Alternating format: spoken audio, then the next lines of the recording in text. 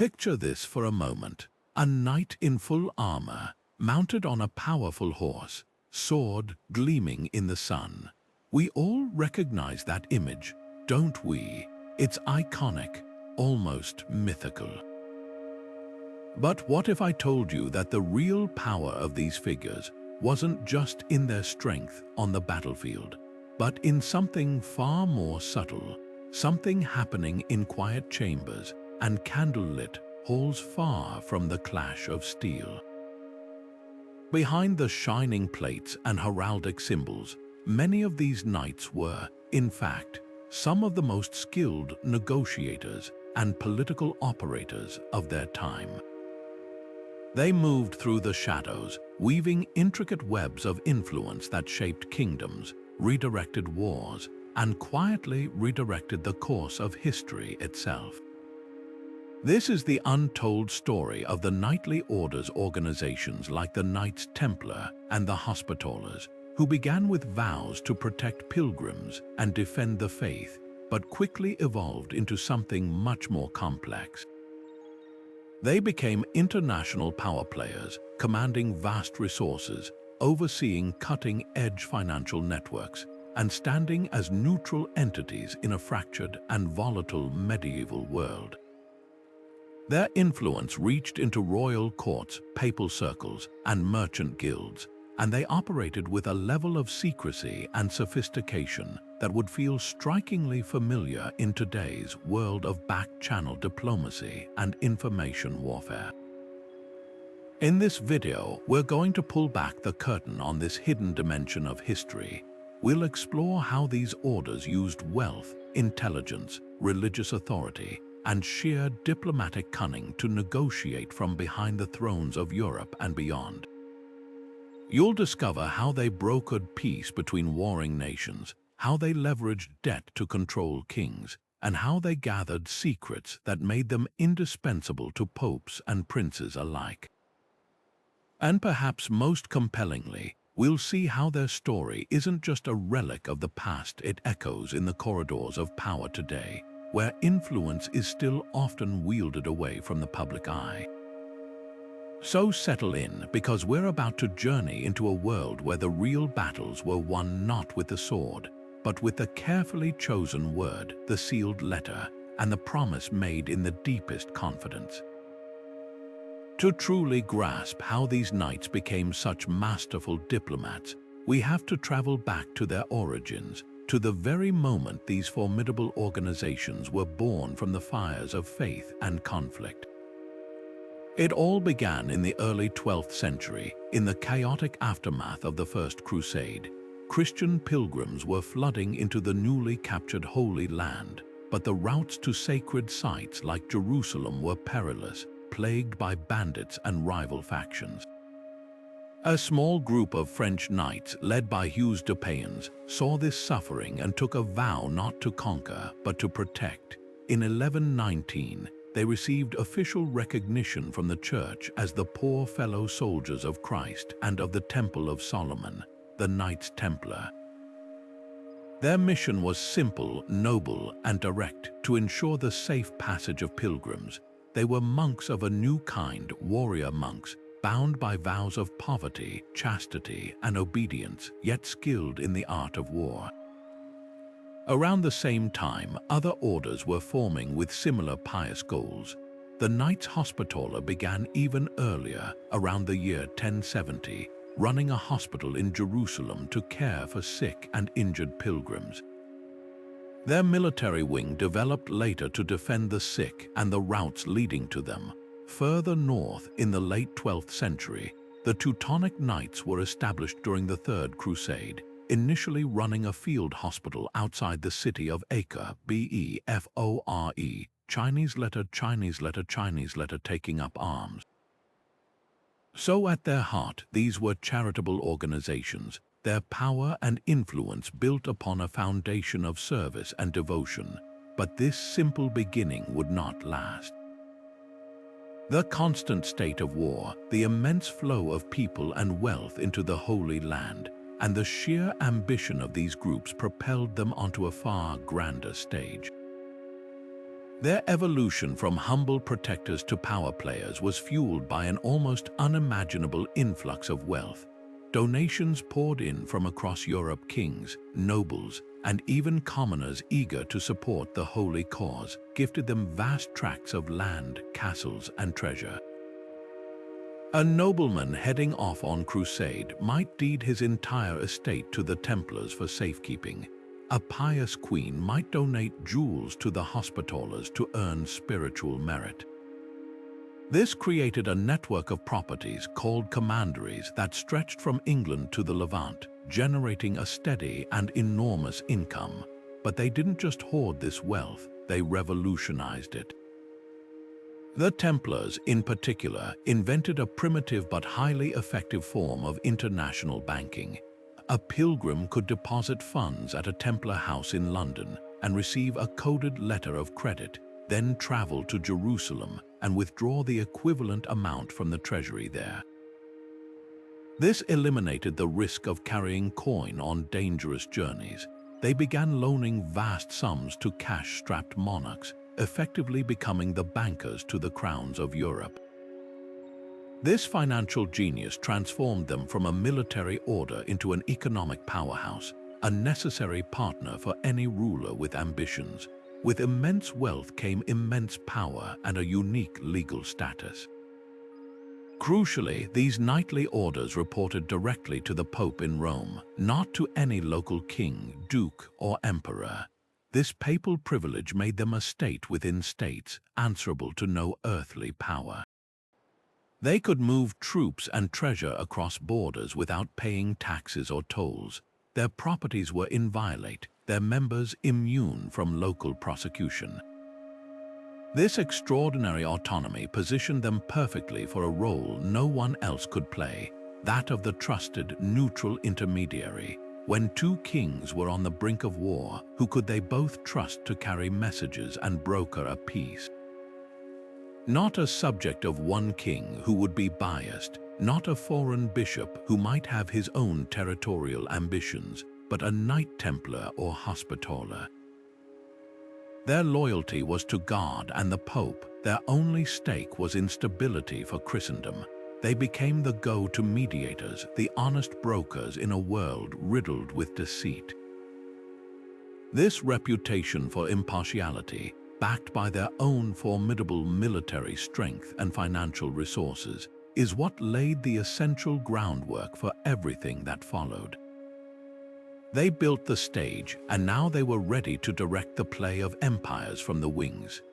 But of all the tools in their diplomatic arsenal, none was more potent or more revolutionary than their command of money. While we often picture these knights as warriors clad in steel, some of their most decisive battles were fought not on dusty battlefields, but on balance sheets and in treasuries. They became the financial architects of the medieval world, and in doing so, they discovered that a carefully managed ledger could be far more powerful than 1,000 swords. The system they built was nothing short of a financial revolution. Imagine you are a 12th century English baron planning a pilgrimage to Jerusalem. The journey is long and incredibly dangerous, and carrying a chest of gold coins is like painting a target on your back for every bandit between London and the Levant. The Knights Templar offered a breathtakingly modern solution. You could deposit your entire fortune at the Temple Church in London.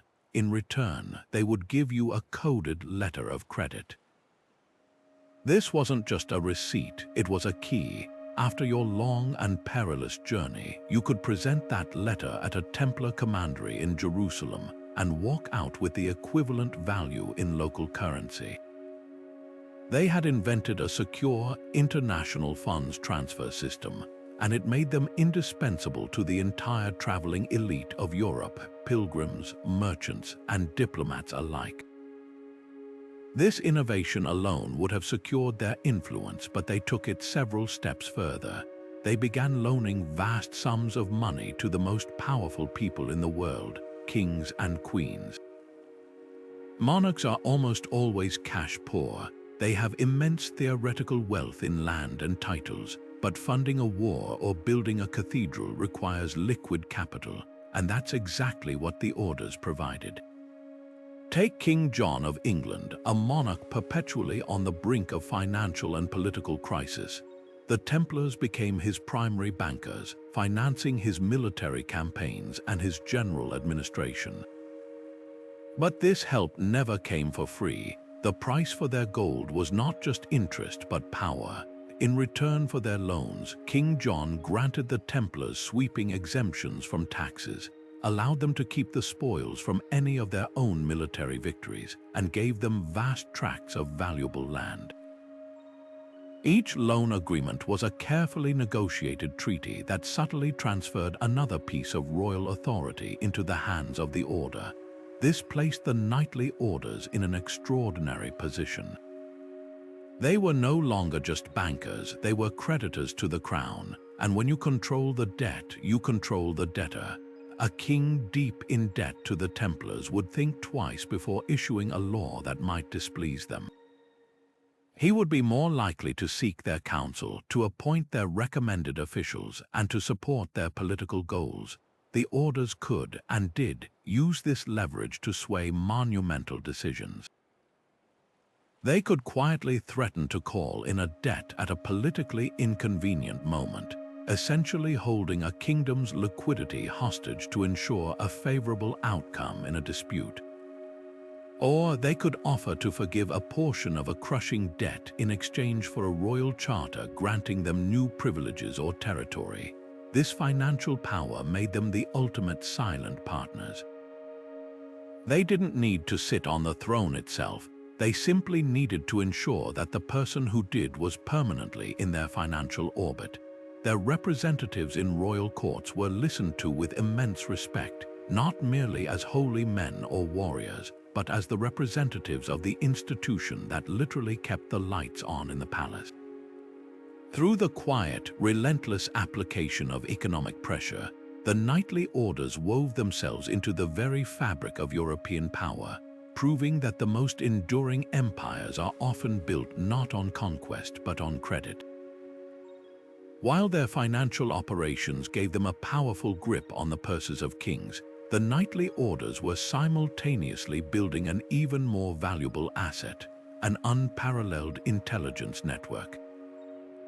Information in the medieval world was a currency even more volatile and precious than gold, and these warrior monks became its master bankers.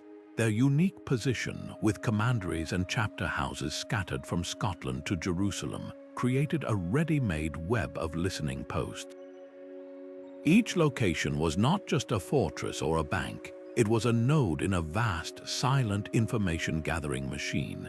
A Templar traveling from Paris to Cyprus would carry letters, but more importantly, he would carry news, gossip, and observations, all of which were funneled back to a central point and analyzed with a sophistication that would be impressive even today. The types of intelligence they sought were as varied as they were critical. They monitored the military movements of Muslim armies in the Holy Land, of course, but their interests stretched far beyond the battlefield. They tracked economic trends, noting grain shortages that might spark unrest or silver discoveries that could fund a rival's war. Most delicately, they collected political intelligence, the secret alliances forming between dukes, the simmering resentment of a baron against his king, or the whispered scandals that could discredit a powerful bishop. A Hospitaller brother serving as a confessor in a noble household might hear a troubling secret. A Teutonic Knight garrisoned on the Baltic coast might learn of a pagan chieftain's plans through a converted informant. This information was not hoarded, it was weaponized. Perhaps the most famous example of this intelligence apparatus in action involved the Hospitallers and the papacy itself. On multiple occasions, their network uncovered detailed assassination plots targeting the Pope.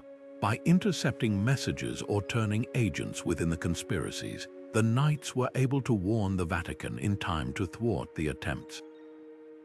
This service did more than just save a life. It cemented their role as the Vatican's most trusted protectors and, by extension, granted them immense political capital. A pope who owed his life to the Hospitallers was far more likely to grant them a favorable papal bull or support their territorial ambitions. This was the ultimate return on investment for their spy network. Crucial to this entire operation was a communication system that was the envy of every royal court in Europe. While a king's messenger could be waylaid, robbed, or bribed, a courier from a knightly order was a different matter entirely. Traveling under the protection of the order's formidable reputation, often using prearranged routes and safe houses, their messages moved with speed and security. They developed sophisticated codes and ciphers, ensuring that even if a letter was captured, its contents would remain a mystery. Important messages were sometimes not written down at all, but memorized by a trusted brother who would deliver them orally. This mastery of secure logistics meant that when a king needed to send a truly sensitive message, a marriage proposal to a rival court, a secret peace overture to an enemy, he would often entrust it not to his own men, but to the Templars or Hospitallers. Their reliability made them the medieval equivalent of a secure diplomatic cable. This constant flow of confidential information transformed the knights from mere warriors or bankers into the most well-informed advisors in any room. A king would summon them not just for a loan, but for a briefing. They could walk into a council chamber and reveal that a trusted ally was secretly treating with the enemy, or that a harvest failure 3 kingdoms away was about to cause a price spike that could fund a rebellion. They often knew a monarch's own secrets before he had even fully formed them. This power was intoxicating and terrifying. It made them indispensable, but it also made them dangerous. To have a knightly order as your ally was to have a watchful eye over your entire domain. To have them as your enemy was to know that your every weakness was likely already on a piece of parchment, heading to someone who knew exactly how to use it. Yet for all their financial and intelligence might, perhaps the most visible and respected role these orders played was that of the peacemaker. In a continent perpetually fractured by petty squabbles between nobles and outright wars between kingdoms, a truly neutral party was almost impossible to find. Every local bishop had a family with allegiances, every neighboring duke had territorial ambitions. This is where the knightly orders found a unique and powerful diplomatic niche. Their unique status, reporting directly to the Pope and holding lands across all of Christendom, meant they had no single national loyalty. A Teutonic Knight was neither Polish nor Lithuanian. A Knight Templar was neither entirely French nor English. They were, in essence, citizens of a larger idea, and this granted them a perceived impartiality that was their most valuable currency in negotiation. Their role as mediators was not a passive one. They actively inserted themselves into the heart of conflicts, offering their services to warring factions who had simply run out of other options. A powerful example of this is the decades-long struggle between the Kingdom of Poland and the Grand Duchy of Lithuania. These were 2 powerful states, one Christian and one still pagan at the time, locked in a brutal cycle of border raids and full-scale invasions that drained the resources of both. It was the Teutonic Knights who stepped into this volatile situation. They had the military strength to command respect from both sides. Neither king nor Grand Duke could afford to make an enemy of the order at that moment. More importantly, they had a vested interest in stability on their own borders. By hosting summits in their formidable castles and acting as the guarantors of any agreement reached, they were able to broker a series of truces and eventually a more lasting peace. Their word was trusted because it was backed by the full economic and military might of their entire international organization. To break an agreement brokered by the Teutonic Order wasn't just an insult to a mediator. It was to risk inviting the wrath of a state within, a state that could field its own army and cut off financial lines of credit. The benefits for the orders in these situations were immense and multifaceted. On the surface, they were performing a charitable, stabilizing service for Christendom.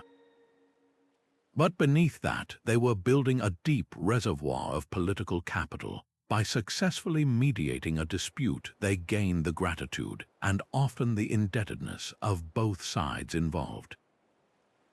A king who owed his newfound peace to the Hospitallers was far more likely to grant them a favorable trade deal or a strategic parcel of land. Furthermore, by positioning themselves as the essential glue holding a fragile peace together, they made themselves indispensable. Their continued presence and oversight became a condition of the treaty itself, weaving them permanently into the political fabric of the region. They were no longer external actors, they were central pillars of the security architecture.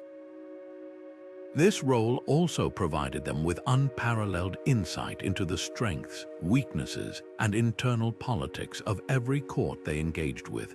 The process of mediation required them to listen carefully to the grievances and ambitions of each party. In doing so, they gathered a treasure trove of intelligence about who was influential in a king's court, which barons were restless, and where the next flashpoint might emerge. This information was meticulously filed away for future use, giving them a strategic advantage in all subsequent dealings with those powers.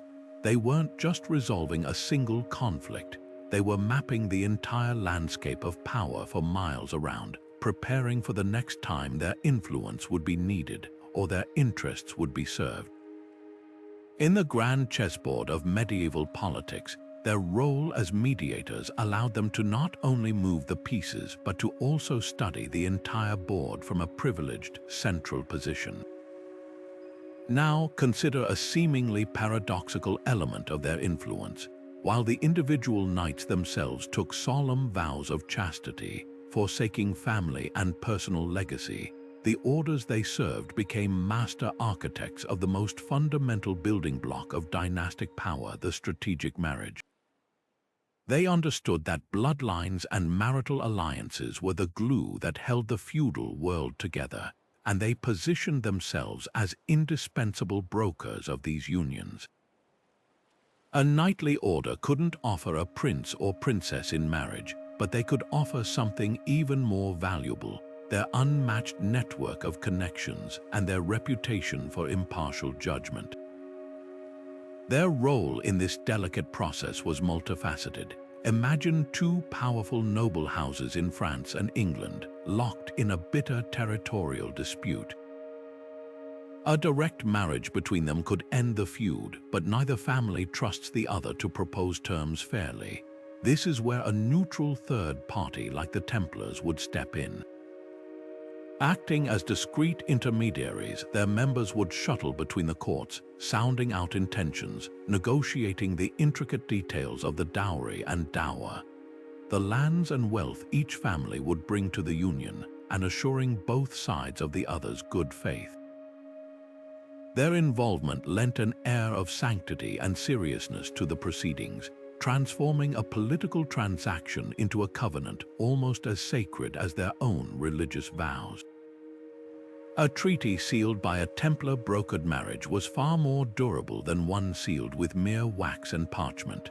The benefits for the orders were substantial and went far beyond a simple broker's fee.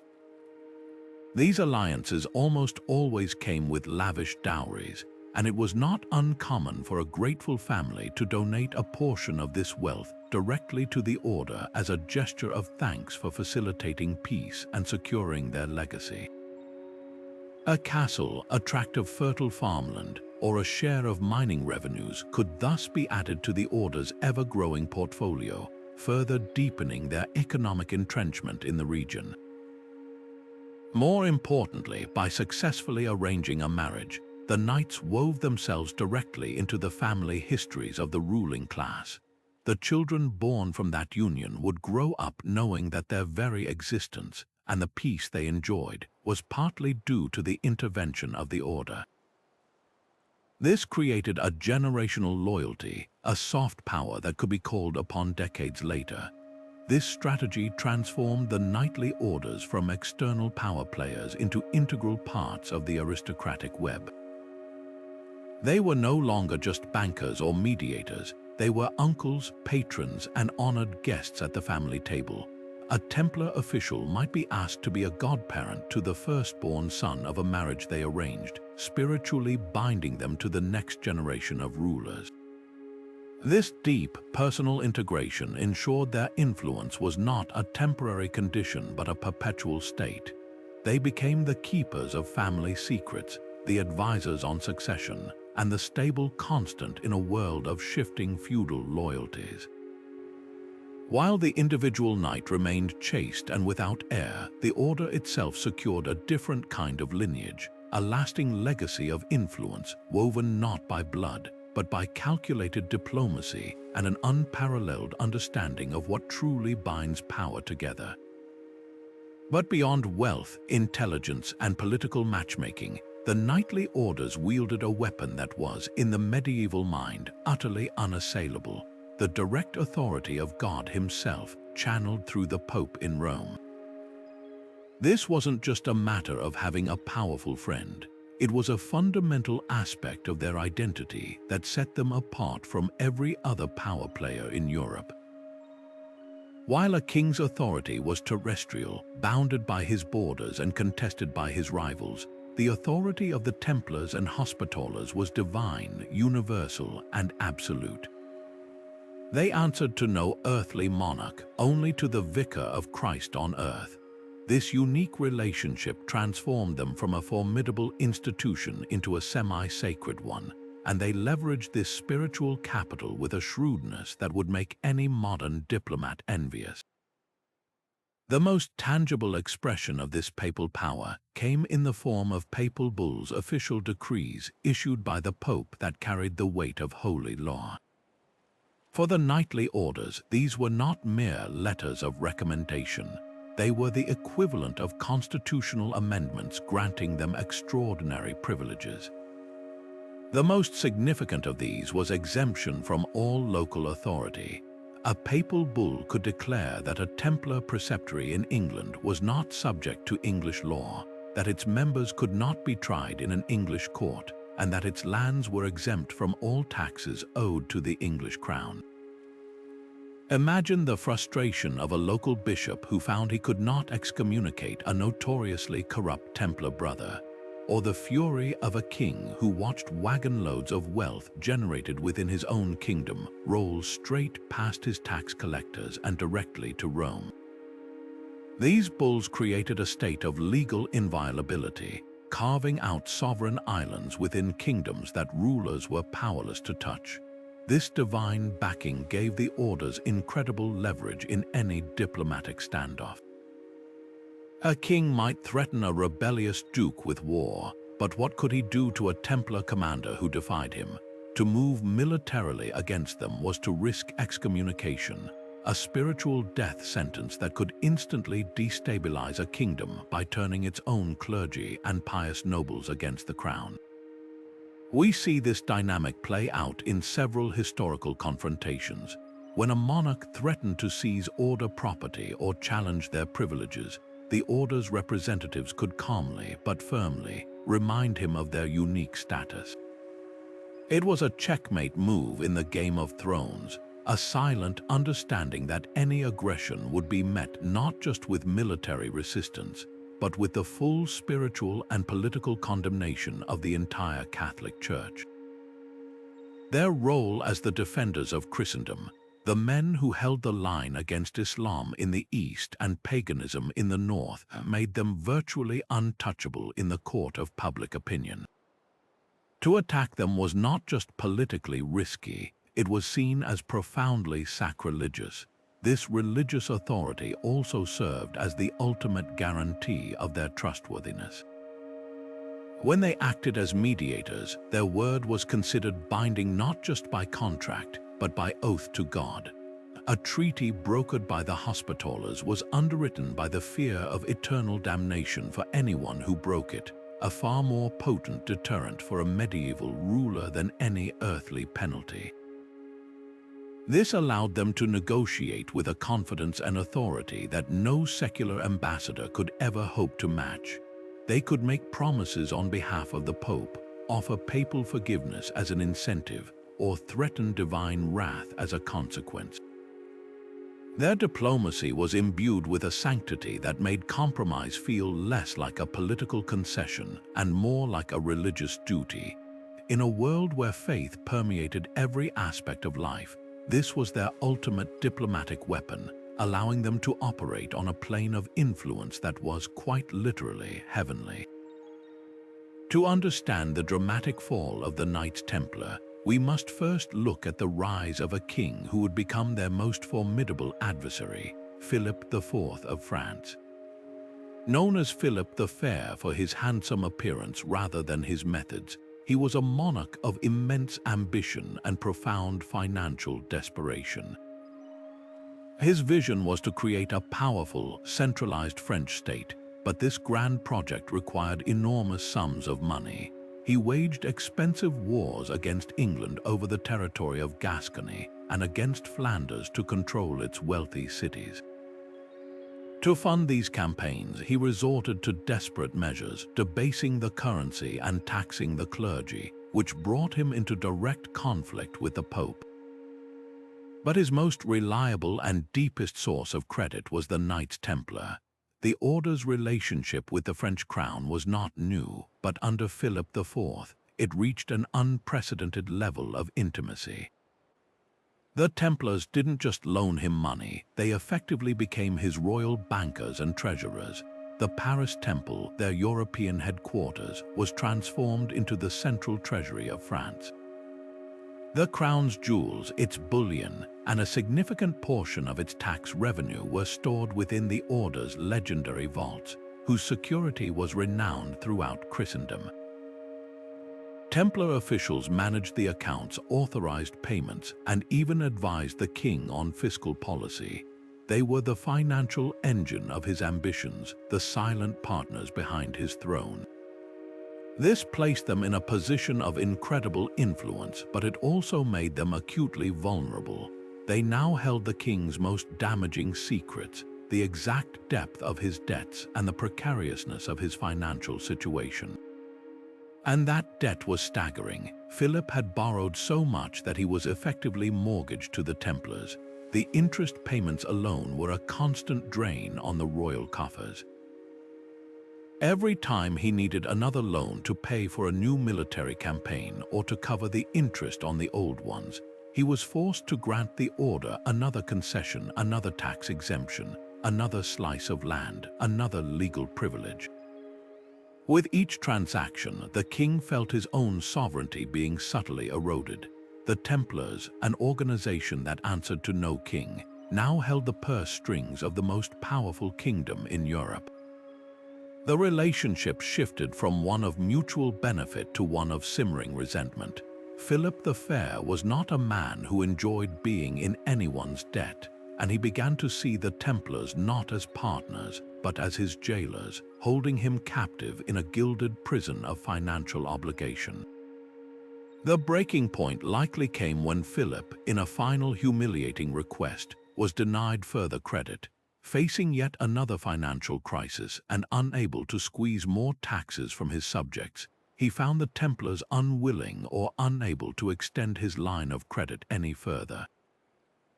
For a proud and absolute monarch, this was the ultimate insult. He could not arrest his creditors for refusing a loan, but he could destroy them if he found a reason. The solution he devised was as brutal as it was cunning. If he could not repay his debt, he would simply erase the debtor.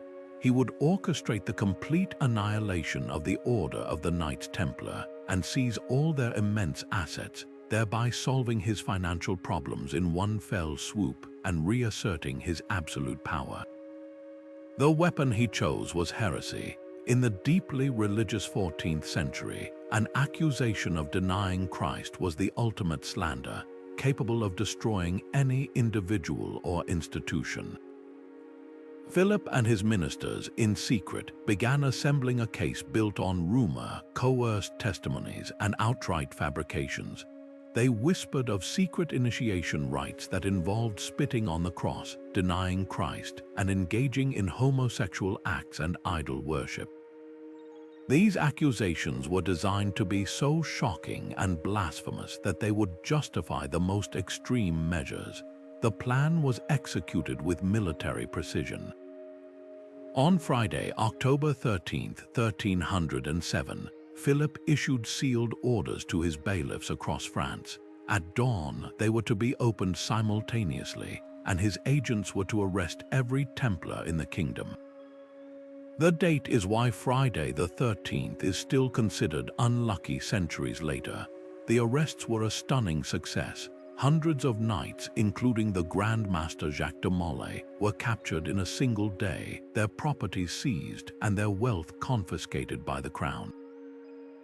What followed was a years-long campaign of show trials and horrific torture designed to extract the confessions needed to justify the king's actions. Under extreme duress, many Templars, including de Molay, admitted to the outrageous charges. The Pope, Clement V, was initially furious at Philip's unilateral action against an order that reported directly to the Holy See, but under intense political pressure from the French king, he eventually acquiesced, formally dissolving the order in 1312. The Templars' vast wealth, their network of commanderies, and their legendary treasury were absorbed by the crown, and to a lesser extent given to their rivals, the Hospitallers, though historians doubt much of it ever actually left Philip's hands. The final tragic act came in 1314. Grand Master Jacques de Molay, after years of imprisonment, retracted the confession he had given under torture. Declaring the order innocent and himself a loyal servant of Christ, he accepted his fate. He was burned at the stake as a relapsed heretic on an island in the River Seine in Paris. His last words were a curse, summoning both Pope Clement and King Philip to meet him before God's court within a year. In a chilling twist of fate, both men were dead within the year. The story of the Templars and the French crown is the ultimate cautionary tale of the dangers of shadow diplomacy. It demonstrates that immense influence, when it becomes too overt and creates dependency, can curdle into bitter envy and mortal fear. The very power that made the Templars indispensable, their financial mastery, is what painted a target on their backs.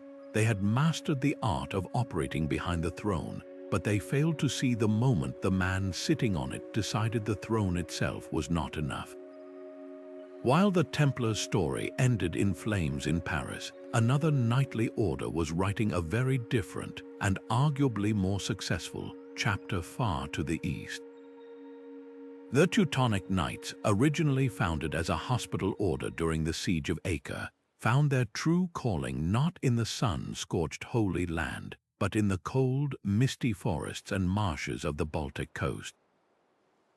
Their mission, blessed by popes and emperors, was a seemingly noble one, to subdue and convert the last pagan strongholds in Europe. But their methods evolved into a masterclass in pragmatic and often ruthless statecraft, demonstrating how a knightly order could not just influence empires, but build one of its own through cunning diplomacy. Their entry into the region was itself a diplomatic invitation. In 1226, Conrad of Masovia, a Polish duke, found himself under relentless pressure from raids by the fierce Prussian tribes on his northern border. Desperate for a solution, he offered the Teutonic Knights a grant of land in the frontier region of Chelmno if they would pacify the threat. It was a classic feudal arrangement, but the Knights saw it as something far greater, a charter for empire building. They quickly secured additional privileges from the Holy Roman Emperor, who granted them sovereignty over any territories they could conquer from the pagans, and from the Pope, who authorized a perpetual crusade, a rising, against the non-Christian peoples of the north. With this powerful mandate from both spiritual and temporal authorities, they had the perfect legal and moral cover for relentless expansion. Their strategy was a sophisticated two-pronged approach of the sword and the treaty. Military campaigns would subdue a region, but diplomacy was what secured it.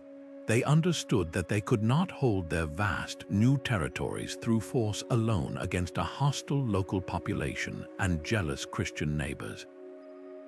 So they became experts at playing the complex, shifting rivalries of Eastern European powers against one another. Their relationship with the newly baptized Grand Duchy of Lithuania is a prime example. Lithuania was the last major pagan state in Europe, and thus the Teutonic Order's primary ideological enemy. Yet, when it suited their purposes, the Knights were not above negotiating temporary truces or even alliances with Lithuanian dukes, especially when it served to isolate and pressure their other great rival, the Christian Kingdom of Poland. The treaties they negotiated were masterpieces of realpolitik, often dressed in the language of religious duty. A common tactic was to offer protection to a recently converted or weakened local ruler. In exchange for the order's military support against his neighbors, the ruler would sign over significant tracts of land, grant trade monopolies, and provide levies of soldiers for the order's own campaigns. These agreements effectively turned local rulers into client kings, beholden to the knights in Marienburg. They also skillfully exploited succession disputes. When a duke died without a clear heir, Teutonic diplomats would be quick to arrive, offering to support one claimant over another in return for sweeping concessions that would erode the territory's sovereignty and bind it closer to the order's state. This diplomatic flexibility was their greatest strength. One year, they could be campaigning alongside the King of Bohemia against Poland. The next, they might be negotiating a trade agreement with the merchant Republic of Novgorod in Russia, or even forming a short-lived tactical alliance with a Lithuanian pagan chieftain against a common Polish enemy. Their loyalty was not to any nation or people, but solely to the advancement and security of their own Ordensstaat, their order state. This pragmatic, almost amoral approach to foreign policy allowed them to survive and thrive in a geopolitical environment far more complex and volatile than the Holy Land. However, this very strategy of perpetual manipulation and territorial aggrandizement eventually sowed the seeds of their decline. The constant pressure they exerted on Poland and Lithuania, under the thin pretext of ongoing crusade, finally forced their two greatest rivals into a powerful union. In 1385, the Polish Queen Jadwiga married the Lithuanian Grand Duke Jogaila, who converted to Christianity and became King W. Ladislaw Roman II Jagiello of Poland. This personal union created a massive Christian power bloc that fundamentally altered the balance of power in the region. The Teutonic Order's claim to be crusading against Lithuanian paganism was now utterly hollow, stripping them of their papal justification for war. The inevitable confrontation came at the Battle of Grunwald in 1410.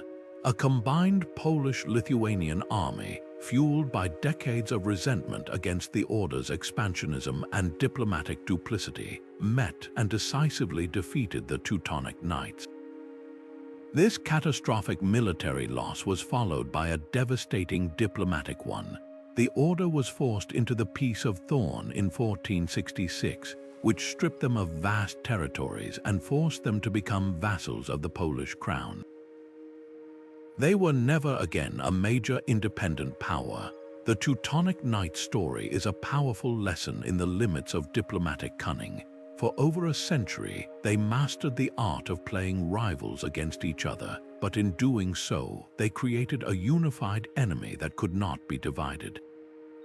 Their rise and fall illustrate that the most brilliant statecraft can be undone by its own success, if it forges alliances among one's foes out of sheer necessity for survival. In the shadowy world of medieval power brokering, where a misplaced word could spark a war or end a career, the knightly orders understood that sometimes the most powerful messages were the ones never spoken aloud. They mastered a silent language of symbols and rituals, a complex code that conveyed trust, authority, and intention in a way that mere words never could.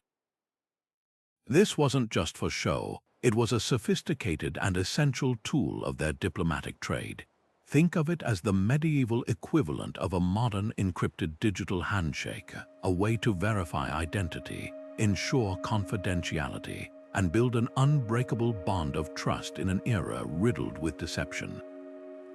The most visible element of this symbolic language was, of course, their iconic regalia. The stark white mantle of a Templar emblazoned with the blood-red cross wasn't just a uniform, it was a walking statement of purpose and power. In any royal court or papal audience, that symbol instantly communicated a set of unwavering values, piety, martial prowess, and a loyalty that transcended any single kingdom. It was a brand, and an incredibly strong one. When a knight wearing that cross arrived as an emissary, his very appearance commanded immediate respect and a certain level of fear. He was not just a man, he was the embodiment of a vast international organization. This instant recognition granted him an audience and a level of credibility that an unknown envoy could spend years trying to earn. The symbol served as a universal passport and a badge of unquestionable authority. But beyond the public symbols lay a deeper, more secretive layer of communication designed for the initiates, the brothers of the order themselves. To navigate the treacherous waters of high-stakes diplomacy, they developed intricate systems of recognition known only to them. Historical accounts and whispered legends speak of secret handshakes, special grips, and coded phrases used to identify a fellow brother. This was absolutely critical for verifying the authenticity of a messenger. Imagine a Templar official in London receiving a sensitive letter claiming to be from the Grand Master in Jerusalem. How could he be sure it wasn't a brilliant forgery from a French king's spymaster? A pre-arranged cipher in the text, a specific way of breaking the wax seal, or a verbal password delivered by the courier could confirm the message's legitimacy beyond any doubt. This system prevented rivals from intercepting and falsifying communications, ensuring that their diplomatic channels remained secure. Their written correspondence was a masterpiece of early cryptography. They used substitution ciphers, where letters were replaced with symbols or other letters according to a pre-shared key that was changed regularly. Some scholars believe they may have used complex cipher wheels. The most sensitive messages weren't written down at all. Instead, a trusted brother with a formidable memory would be dispatched as a courier. He would carry the entire negotiation in his head, delivering it verbatim to the intended recipient.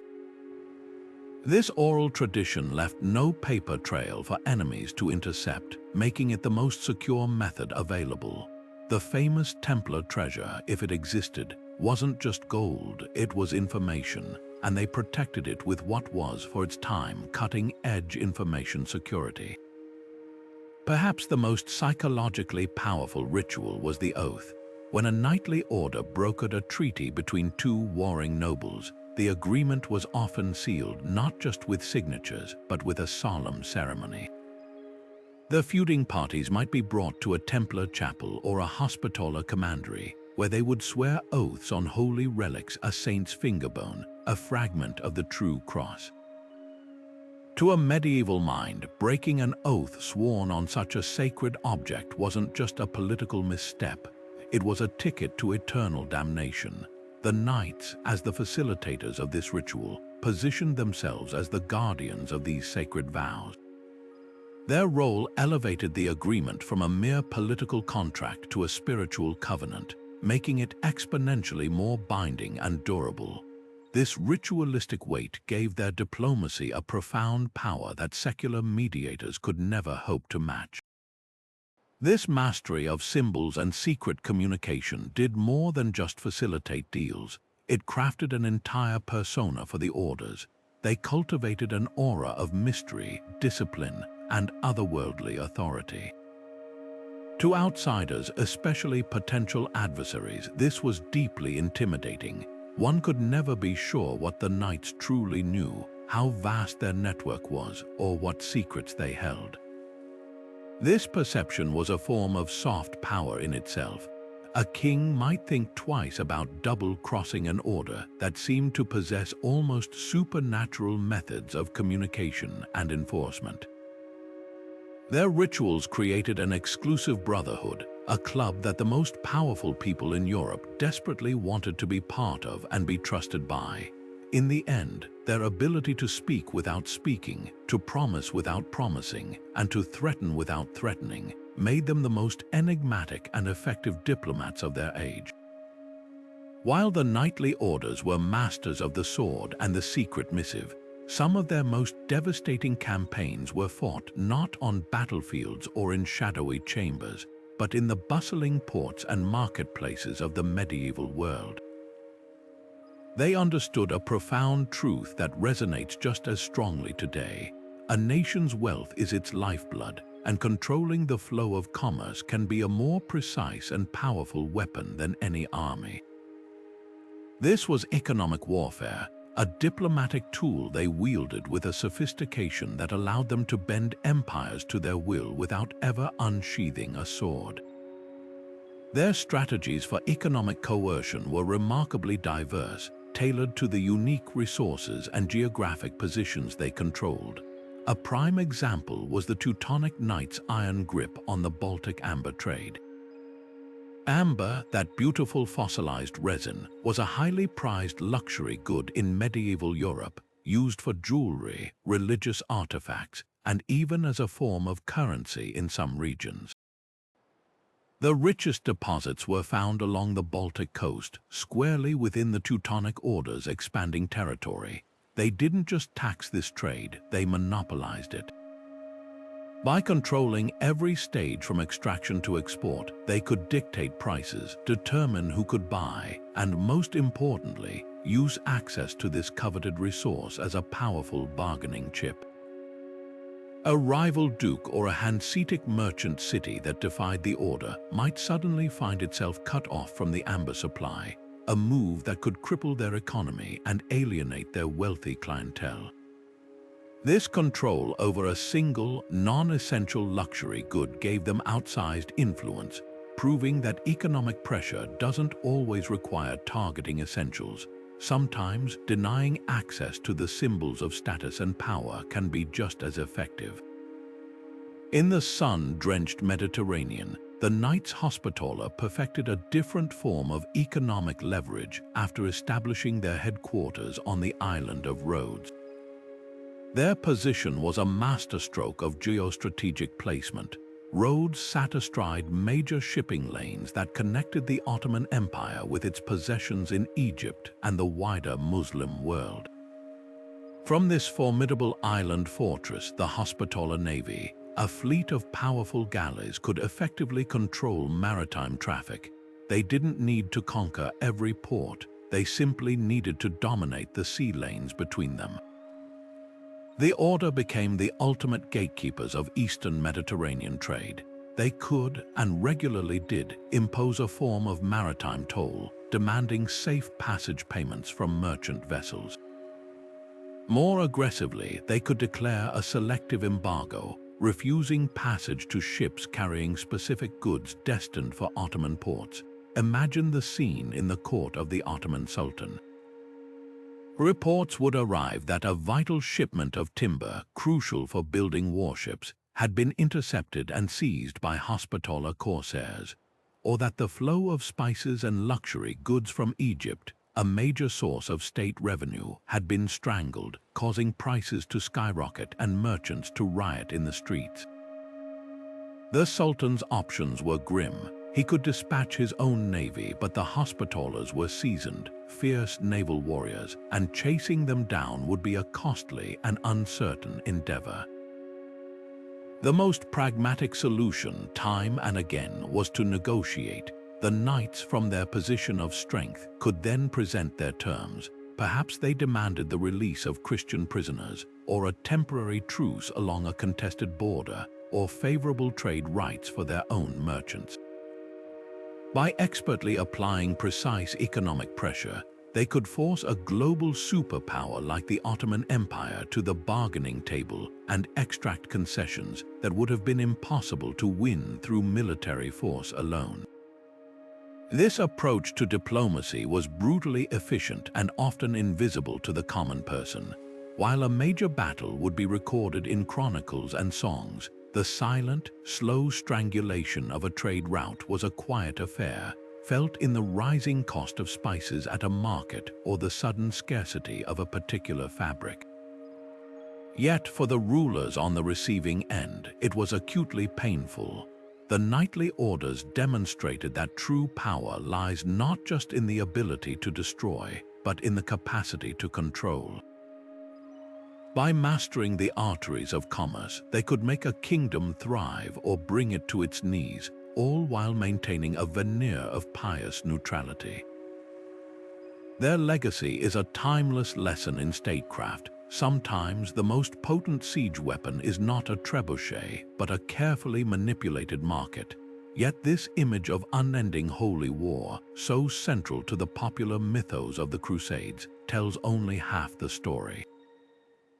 The reality on the ground was far more nuanced, and the knightly orders were at the forefront of this pragmatic diplomacy. They discovered that to survive and maintain their presence in the volatile Levant, rigid ideology had to sometimes bend to the necessities of realpolitik. Their most surprising and perhaps most sophisticated negotiations were not with Christian kings, but with the very Muslim powers they were sworn to fight. This reveals a layer of their operations that is often overlooked: their role as cross-cultural diplomats who understood that a temporary truce could be more valuable than a Pyrrhic victory. The most famous example of this unexpected pragmatism is the relationship between the Knights Templar and the legendary Muslim commander Saladin. Following his decisive victory at the Battle of Hattin in 1187 and his subsequent recapture of Jerusalem, Saladin held an overwhelmingly strong position. The Crusader states were on the brink of collapse, yet rather than pursue a policy of total annihilation, Saladin proved to be a shrewd and calculating leader who saw value in negotiation. The Templars, though devastated militarily, still held key coastal fortresses like Tortosa and were a power that needed to be managed. What followed was a series of remarkable treaties. The two arch-adversaries negotiated agreements for the safe passage of Christian pilgrims to Jerusalem. This was a stunning development. The very order created to protect pilgrims was now, effectively, subcontracting that security to their greatest enemy. These treaties weren't just about mercy, they were complex business arrangements. Safe passage came with guarantees and likely payments that benefited both sides, turning a religious duty into a stable source of income and a mechanism for de-escalation. But the cooperation went far beyond pilgrim routes. The orders and their Muslim counterparts regularly engaged in large-scale prisoner exchanges.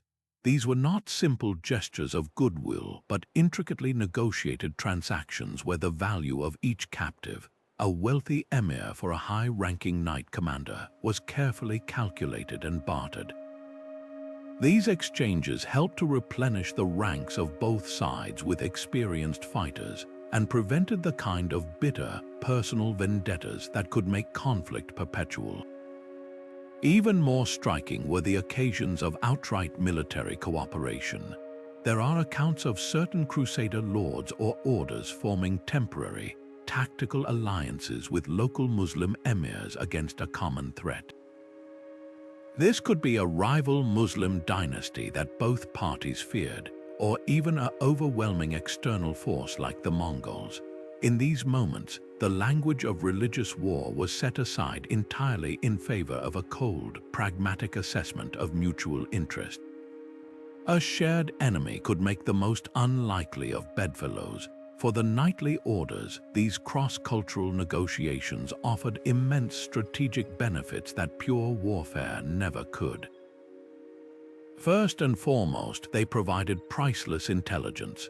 A Templar negotiator meeting with Saladin's viziers would be paying close attention to everything: the morale of the court, the subtle tensions between different factions, rumors of unrest in distant provinces. This kind of on-the-ground intelligence was far more valuable than any scout's report. Furthermore, these treaties provided essential breathing room.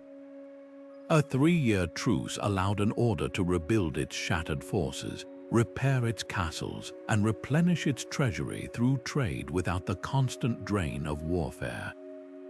Stability, even an uneasy one, was often more valuable than unpredictable victory. This reveals a critical truth about the knightly orders that contradicts their simplistic image as fanatical holy warriors. They were, above all, institutional survivors. Their primary goal evolved from pure conquest to the preservation of their own power, assets, and presence in the East. To achieve this, they demonstrated a flexible and modern understanding of geopolitics. They recognized that the Islamic world was not a monolith but a complex tapestry of competing caliphates, sultanates, and emirates, each with its own interests and vulnerabilities that could be exploited through diplomacy. Their willingness to negotiate with so-called infidels wasn't a betrayal of their faith, but rather a testament to their sophisticated grasp of global power dynamics. They understood that the art of diplomacy often meant talking to your enemies, and that the most durable agreements were those built not on shared dogma, but on mutual benefit. Yet for all their diplomatic genius and mastery of shadow statecraft, the knightly orders ultimately fell victim to the very forces they had learned to manipulate so expertly. Their immense success contained within it the seeds of their own destruction, creating a dangerous paradox where their greatest strengths, their independence, their wealth, and their secrecy became their most fatal vulnerabilities. The story of their downfall is not one of sudden collapse, but rather a slow, inevitable reckoning with the fundamental realities of power. They had become entities that operated outside the traditional feudal hierarchy, answering only to a distant pope while wielding more influence and capital than many kings. This unique position, which had been the source of their diplomatic advantage, gradually transformed them into perceived threats to the very monarchs they served. This process of overreach followed a predictable pattern across different orders and regions. As an order grew in power, its leadership often developed a sense of invincibility, a belief that their divine mandate and financial indispensability made them untouchable. They began to operate with less discretion, their negotiations becoming more brazen, their demands more audacious. The Templars, for instance, didn't just loan money to Philip IV of France. They effectively became his royal treasury, a level of intimacy that gave them unprecedented insight into and control over the crown's most sensitive affairs. This created a relationship of profound dependency, and as any student of power knows, making a monarch feel dependent is perhaps the most dangerous game one can play. The king, who was supposed to be the ultimate sovereign, found himself answerable to his creditors, a humiliation that festered into a cold, calculating rage. The orders failed to recognize a crucial diplomatic truth. There is a vast difference between being powerful and appearing powerful. Their visible influence, their sprawling networks, and their infamous secrecy began to breed not just respect, but deep-seated suspicion and envy among the secular rulers they interacted with. This suspicion was expertly weaponized by those rulers. The very traits that made the orders effective, their secret rituals, their private communications, their international loyalties were easily twisted into evidence of conspiracy and corruption. When Philip IV moved against the Templars, he didn't accuse them of being too rich or too powerful. He accused them of heresy, of dark rituals conducted behind closed doors. Their secrecy, once a shield, became the prosecution's best evidence. It was a brilliant, cynical masterstroke. How could the Templars prove a negative? How could they disprove rumors about ceremonies no outsider had ever witnessed? The charges were outlandish, but in an atmosphere already thick with distrust, they found a receptive audience. Other monarchs watched and learned. The Teutonic Knights, though they survived longer, faced a similar erosion of their legitimacy. As they expanded their state in the Baltic, their constant wars of aggression, even after their official mission of conversion was complete, painted them not as holy defenders but as land-hungry imperialists. Their diplomatic machinations, playing Polish and Lithuanian rulers against each other, eventually backfired spectacularly, uniting their enemies into a powerful coalition that crushed them at the Battle of Grunwald. Their pragmatic diplomacy had, over time, forged the very alliance that would break them. The role of the papacy, their ultimate protector, also proved to be a double-edged sword. While popes had historically shielded the orders from local interference, the papacy itself was a political institution subject to immense pressure. When a king as determined and ruthless as Philip IV set his sights on an order's wealth, even the pope could be coerced, bullied, or politically cornered into acquiescence. Pope Clement V, faced with Philip's fabricated heresy case and the threat of a schism, ultimately sacrificed the Templars to preserve his own fragile authority and maintain peace with France. The lesson was starkly clear. Papal protection was conditional and could be withdrawn when the political cost became too high. The orders had placed their faith in a distant and fallible authority, failing to secure their position through broader, more durable alliances within the secular world they so profoundly influenced. Their downfall offers a timeless lesson in the delicate art of wielding influence. The knightly orders were arguably the most skilled negotiators and political operators of their era, yet they failed to negotiate their own long-term survival. They mastered the intricacies of debt, espionage, and mediation, but they overlooked the most fundamental principle of power politics: the necessity of managing perceptions and avoiding the provocation of those with greater formal authority. Their story is a powerful reminder that true power often lies not in how much influence one can accumulate, but in how deftly one can wield it without ever seeming to threaten the established order. They forgot that behind every throne is a person, and that person's fear and pride can be far more dangerous than any foreign army.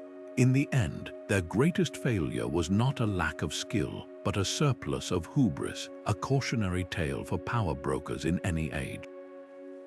It's tempting to view the secretive world of the knightly orders as a fascinating but closed chapter of history, a relic of a bygone era of castles and crusades. But if we pull back the camera and look at the mechanisms of their power, their control of finance, their mastery of information, their ability to operate across borders with impunity, something startling begins to come into focus. We are not looking at a historical anomaly. We are looking at a blueprint, a prototype for how influence is wielded in our own modern world. The players have changed, the technology has advanced beyond recognition, but the fundamental game of operating behind the thrones remains remarkably consistent. Consider the modern multinational corporation. Like the Templars, these entities command resources that rival or even exceed those of many nations. Their headquarters are not stone castles but gleaming skyscrapers, and their treasuries are not filled with gold bullion but with staggering digital capital and stock valuations. And just as the Templars provided essential banking services to kings, Today's tech giants and financial institutions provide the digital infrastructure and economic liquidity that modern states depend on to function. This creates the same kind of leverage the orders wielded. A government considering regulations that might impact a powerful corporation's bottom line must now weigh that decision against the potential for economic disruption, the loss of jobs, or even the threat of that company moving its operations and tax revenues to a more favorable country. It's a form of soft power, a quiet negotiation happening in boardrooms and government offices, where the language used is not of threats, but of market stability, investment climates, and job creation. The outcome, however, can be just as decisive in shaping policy as any medieval loan agreement. Then there is the realm of intelligence, which has undergone a revolution that would make even the Hospitaller's spy network seem rudimentary. The knightly orders relied on human couriers and coded letters. Today's intelligence agencies and data brokerage firms deal in petabytes of information, harvested from satellites, digital communications, and the vast landscape of our online lives. This data is the new currency of influence, the ability to understand or even predict the movements of populations, the stability of governments, or the vulnerabilities of an economic system, grants a power that is both profound and deeply opaque. When a modern intelligence agency briefs a world leader, it is not so different from a Templar official whispering a secret in a king's ear. The information is presented selectively, framed to guide decisions, and its very possession creates a relationship of dependency. Furthermore, private companies now trade in this kind of information, selling sophisticated data analytics to political campaigns or hedge funds, effectively allowing them to sway elections or manipulate markets based on insights the public never sees. This is the modern equivalent of the order's intelligence advantage, scaled to a global level and operating at the speed of light. Perhaps the most direct parallel lies in the concept of a supranational entity, an organization that operates outside the traditional boundaries of the nation-state. The knightly orders reported to the Pope, making them immune to local laws. Today, we have a web of international organizations, non-governmental organizations, and global financial institutions that occupy a similar, ambiguous space. A powerful NGO might lobby for environmental regulations that override national economic interests. An international body can impose sanctions that cripple a country's economy, a form of economic warfare as precise as the Hospitaller's naval blockades. These organizations, like the orders, can act as mediators in international disputes, but they also wield their own agenda-setting power, often without the direct accountability of a democratic government. They are the new neutral arbiters, the new power brokers working in the spaces between nations, and their influence shapes our world in ways that are often just as invisible to the average citizen as the diplomacy of the knights was to a medieval peasant. This isn't to suggest a shadowy conspiracy, but rather to highlight an enduring pattern of how power operates. The methods have evolved from ledgers to algorithms, from galleys to cyber commands, from papal bulls to international trade agreements. But the core strategies remain: control the flow of money and information, position yourself as an indispensable intermediary, and operate from a base of power that transcends traditional borders. By recognizing these patterns from history, we gain a powerful lens through which to decode the complex and often hidden forces that shape our headlines today. The knights of old are gone, but their playbook is very much still in use. This constant dance in the shadows, however, forced the knightly orders to navigate a treacherous moral landscape where their pious vows often collided with the grim necessities of realpolitik. They were, after all, religious brothers who had taken oaths of poverty, chastity, and obedience, sworn to defend Christendom and uphold Christian virtues. Yet their survival and success frequently demanded actions that stood in stark opposition to those very ideals. This created an internal conflict that was at the heart of their existence, a constant balancing act between the man of God and the master of intrigue. The Grand Master of an order might spend his morning in deep prayer, asking for divine guidance, and his afternoon authorizing a covert operation to blackmail a cardinal or scheming to break a treaty with a Muslim emir if it suddenly became inconvenient. This was not the straightforward conflict of good versus evil they had signed up for. It was a murky world of lesser evils and compromised principles, where every decision seemed to stain their souls even as it strengthened their order. One of the most profound ethical challenges was the choice between stability and righteousness. The orders frequently found themselves propping up corrupt, cruel, or outright tyrannical rulers simply because those rulers were predictable partners who upheld the status quo. Supporting a stable tyrant was often seen as preferable to risking the chaos of a power vacuum, which could disrupt trade routes, empower more dangerous enemies, or lead to widespread suffering that harmed the order's interests. A Templar official might knowingly provide a loan to a king notorious for torturing his political opponents, rationalizing that the king's continued rule was essential for regional peace and, by extension, for the safe passage of pilgrims. The Hospitallers might withhold intelligence about an assassination plot against a vicious baron, deciding that his known greed was a safer bet than the ambitions of the unknown conspirators. In these moments, they made a cold calculation that order, even an unjust one, was a greater good than the pursuit of a perfect justice that might never come. This pragmatic sacrifice of ideals for the sake of a manageable reality is a dilemma that echoes in modern foreign policy, where democracies often support autocratic regimes for the sake of geopolitical stability. Even more jarring was the practice of calculated betrayal. The knightly orders built their influence on a reputation for trustworthiness, but that trust was often a tool to be used, not an absolute principle to be upheld. There are instances in the historical record where an order would abandon a long-standing ally the moment that alliance ceased to be advantageous. A local Christian lord in the Holy Land who had fought alongside the Templars for decades might find himself suddenly cut off from their support if a more powerful Muslim sultan offered the order a more favorable trade agreement.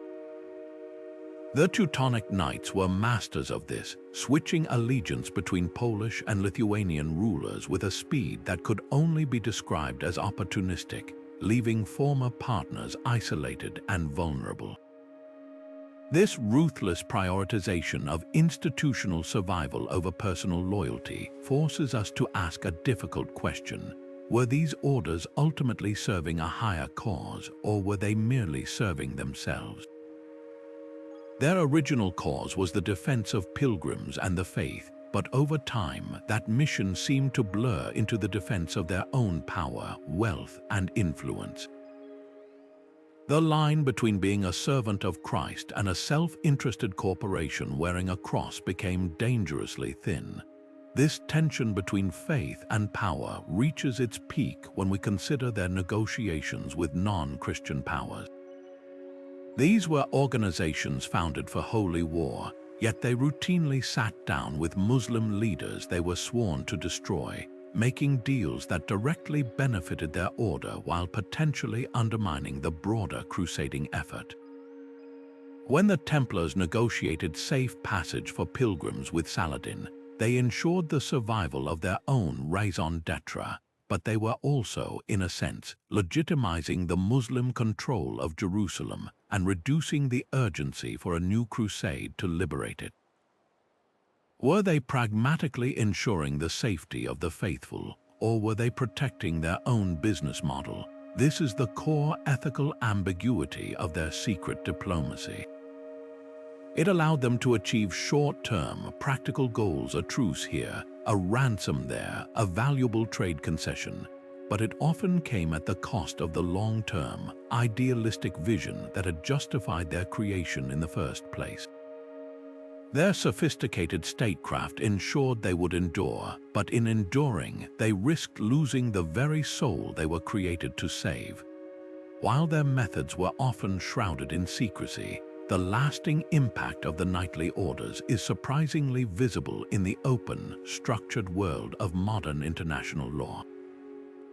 We often trace the origins of our global system to the Peace of Westphalia in 1648, which established the principles of state sovereignty and non-interference. But the diplomats who negotiated that landmark treaty were not working on a blank slate.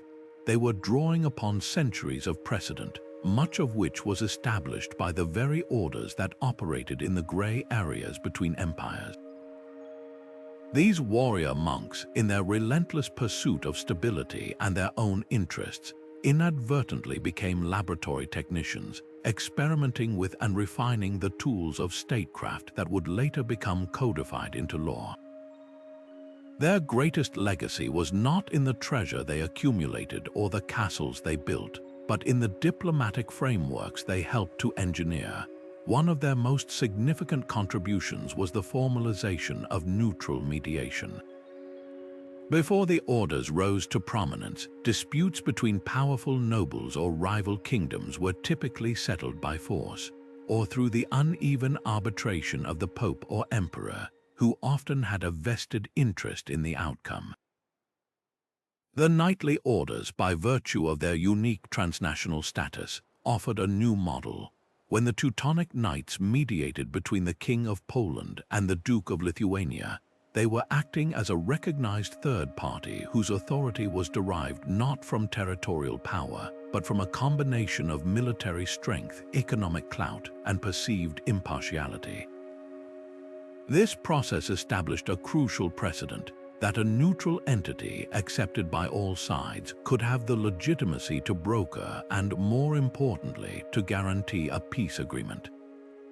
This concept is the direct ancestor of the modern role played by organizations like the United Nations or the International Court of Justice, which serve as neutral grounds for dispute resolution between sovereign states.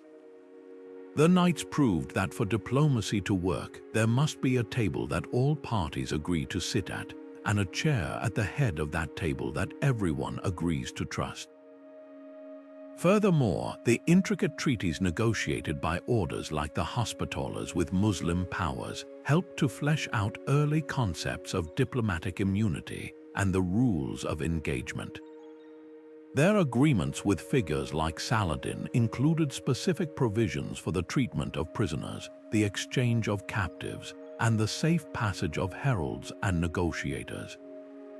These were not merely gentlemen's agreements. They were detailed, written contracts that spelled out the rights and responsibilities of each party, even in the midst of ongoing conflict. By creating these protocols, the orders were effectively drafting some of the first chapters in what would become the law of armed conflict. They recognized that even bitter enemies could agree on a set of rules to make warfare more predictable and less barbaric, a principle that underpins modern conventions like the Geneva Protocols.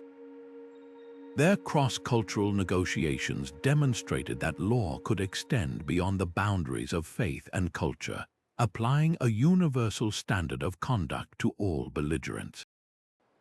The very existence of the orders as non-state actors also forced an early evolution in the concept of sovereignty. A king dealing with the Templars was not dealing with another king, yet he was engaging with an entity that controlled its own army, minted its own coinage, and governed its own territories independent of his laws. This relationship required a new diplomatic language. Agreements between a monarch and an order were not treaties between equals in the traditional sense, but they were also not simple decrees from a lord to a subject. They were unique, hybrid documents that acknowledged the order's special status. This practice helped to create a diplomatic space for other non-state entities, eventually paving the way for the recognition of international organizations and corporations that operate across borders with a degree of autonomy from any single government.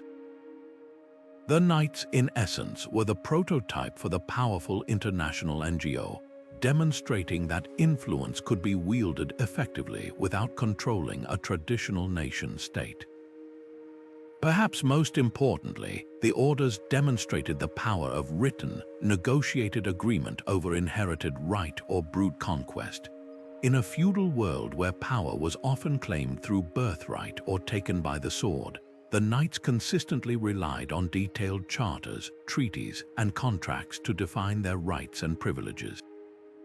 A papal bull granting them tax exemption, a land deed from a grateful noble, a trade agreement with an Italian merchant republic. These documents were the lifeblood of their power.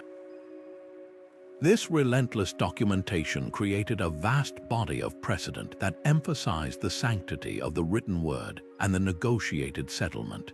It fostered a culture where disputes could be resolved by referring to a mutually agreed upon text rather than immediately resorting to violence. This shift towards a rules-based system of interaction, however imperfectly applied, was a monumental step away from the chaotic, might-makes-right ethos of the early Middle Ages and towards the ordered, legalistic world of modern international relations.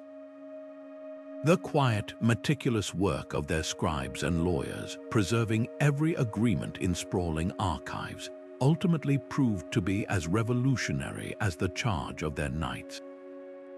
While the image of the medieval diplomat is often a man in robes or armor, the reality of how influence was woven through the courts of Europe was far more complex and inclusive. To focus solely on the knights themselves is to miss a crucial layer of the story, one that operated in the royal chambers, the scriptoriums of powerful abbeys, and the private correspondence of the era's most formidable women. Though the military and monastic roles within the orders were exclusively male, the world of diplomacy and patronage was a different battlefield altogether, and here, women of high birth and sharp intellect were not just participants but often master strategists. Their contributions, often funneled through the accepted channels of piety and patronage, were essential to the financial stability and political reach of the knightly orders. Consider the immense influence of a figure like Helena of Aquitaine, one of the most powerful and wealthy women of the Middle Ages. As Queen of France and later England, her patronage was a sought-after commodity that could make or break an institution's fortunes. Helena was a renowned supporter of the Knights Templar, granting them substantial lands and revenues from her vast duchies in Aquitaine. This was not merely a charitable donation, it was a strategic investment. By aligning herself with the order, she gained access to their international network, their financial services for managing her own estates, and their reputation for piety, which bolstered her own standing. Her support provided the Templars with a powerful ally in the highest echelons of both the French and English courts, a voice that could advocate for them in moments of political tension. This pattern was repeated by countless noblewomen across Europe. A widowed countess managing her own lands might donate a lucrative mill or a portion of her harvest to a local Templar preceptory. In doing so, she secured not just spiritual benefits, but also the order's protection for her holdings and a reliable, quasi-international banking service for her financial affairs. These transactions were a form of quiet, continuous diplomacy, building a web of mutual obligation and support that stretched across the continent. Beyond funding, women excelled in roles that leveraged their unique social positions. The court of a queen or a high-ranking noblewoman was a hub of information, a place where gossip, political news, and military intelligence were exchanged freely under the guise of social gathering. A perceptive woman, trusted by the knights, could act as an invaluable intelligence asset, listening for whispers of plots or shifts in alliance that might affect the Order's interests. Furthermore, their role as arrangers of marriages placed them at the very heart of diplomatic strategy. A mother negotiating the marriage of her daughter into a powerful family could subtly ensure that the treaty included favorable terms for the religious order she supported, perhaps a guarantee of safe passage for their members or a confirmation of their tax-exempt status within the new alliance. This was diplomacy conducted through the intimate, trusted channels of family and courtly life, and it was every bit as effective as any formal negotiation between ambassadors. The abysses of powerful monastic communities were another critical, though often unsung, source of support.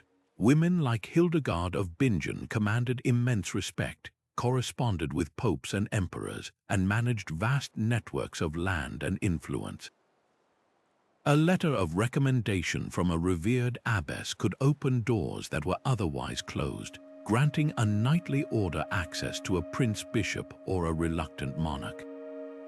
These religious women often acted as neutral intermediaries themselves, hosting preliminary talks or safeguarding sensitive documents within the inviolable walls of their convents.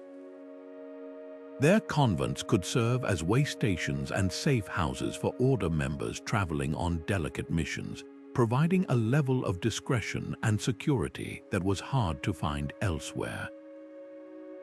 By integrating the knightly orders into this broader spiritual and social network, these women provided them with a depth and resilience that pure military power could never achieve.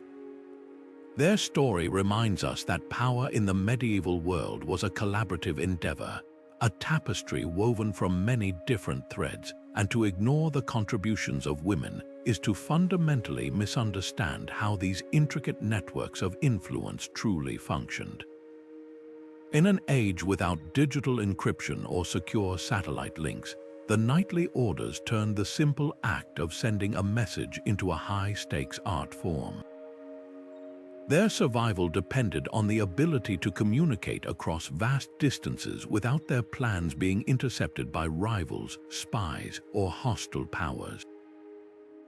To achieve this, they developed a suite of sophisticated techniques that would feel remarkably familiar to a modern intelligence officer, proving that the fundamentals of espionage have changed very little in 1,000 years. The most common and perilous method was, of course, the physical courier, but these were no ordinary messengers. A Templar or Hospitaller entrusted with a sensitive dispatch was a high-ranking brother, chosen for his discretion, loyalty, and often his formidable memory. For the most critical communications, nothing was ever written down. Instead, the messenger would commit the entire message to memory, often verbatim, and then travel across kingdoms to deliver it as an oral report. This method, while slow, was virtually foolproof. Even if the courier was captured and tortured, he carried no incriminating documents. The information existed only in his mind, and a well-trained brother could die before betraying his order's secrets. This practice of using living, breathing vessels for intelligence was the ultimate in data security, a human encryption that died with its carrier. For messages that did require a physical form, the orders employed a range of cryptographic tricks to baffle any unintended reader. They developed sophisticated cipher systems, often based on substitution, where each letter in the alphabet was replaced by another according to a pre-arranged key. Some historians believe they may have used cipher wheels, similar to the later Alberti cipher, allowing them to change the encryption key regularly. The complexity of these codes was such that breaking them without the key would have been nearly impossible for a medieval adversary. But they didn't stop there. There is compelling evidence that they also experimented with forms of steganography, the art of hiding a message within another message. A seemingly innocent letter discussing the price of wool or the health of a donor might, when read with a cipher key or treated with a special chemical, reveal the true instructions for a military operation or the terms of a secret treaty. They might even use invisible inks made from lemon juice, milk, or other organic compounds that would only become visible when the parchment was carefully heated over a candle flame. This layered approach meant that even if a message was intercepted, its true meaning remained concealed behind multiple veils of secrecy.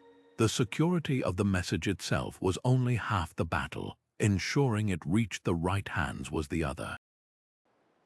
This is where their system of seals and trusted networks came into play. Every official document was sealed with the Order's distinctive wax seal, often impressed with a unique signet ring that was itself a closely guarded secret. A broken seal was an immediate sign of tampering, but beyond the seal, they employed a system of passwords and recognition signs to authenticate the courier himself. A brother arriving at a remote commandery might be required to give a specific password or perform a particular handshake known only to initiated members. This prevented rivals from simply forging a letter and sending their own agent to deliver it. The Byzantine Empire, a master of intrigue in its own right, deeply valued this reliability. When the Byzantine emperor needed to send a sensitive proposal to the Pope or negotiate a delicate military alliance with the Hospitallers against a common Turkish threat, he would frequently entrust the communique to the knights. He knew their network was faster, more secure, and less prone to leaks than his own imperial post, which could be riddled with bribed officials or double agents. This mastery of clandestine communication provided them with an almost mythical aura of omniscience. Rivals never knew what the Orders knew or how they knew it. A king might suddenly change his policy, and rumors would swirl that a Templar courier had arrived in the dead of night with a message that contained a devastating piece of blackmail or an irresistible offer.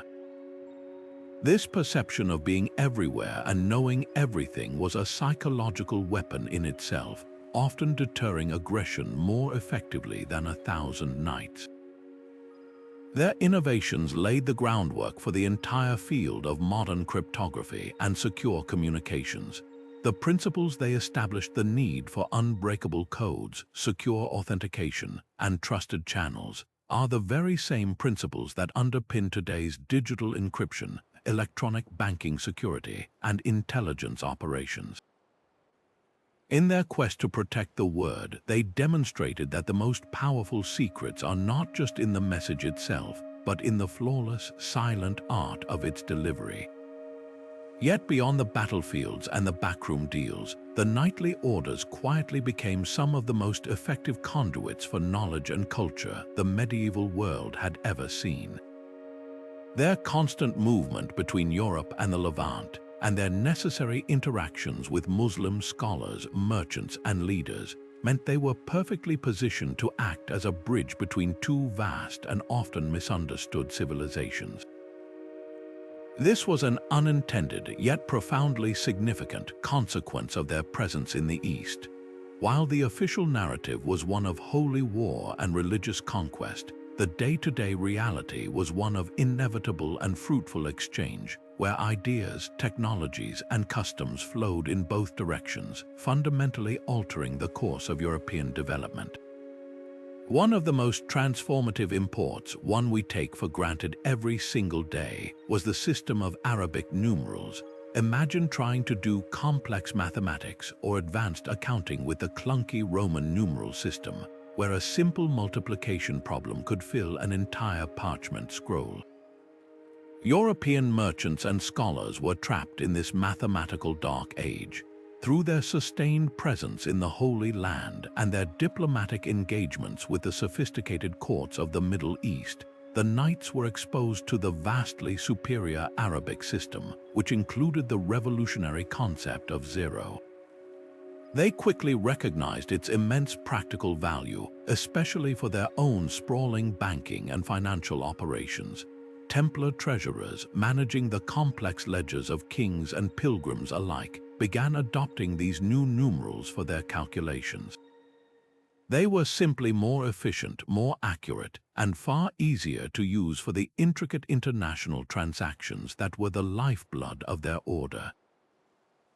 By adopting and then disseminating this system back to Europe through their network of commanderies, the Templars and Hospitallers didn't just change how people counted. They helped lay the foundational tools for the scientific and commercial revolutions that would follow. A knight returning from the East might have carried back more than just relics.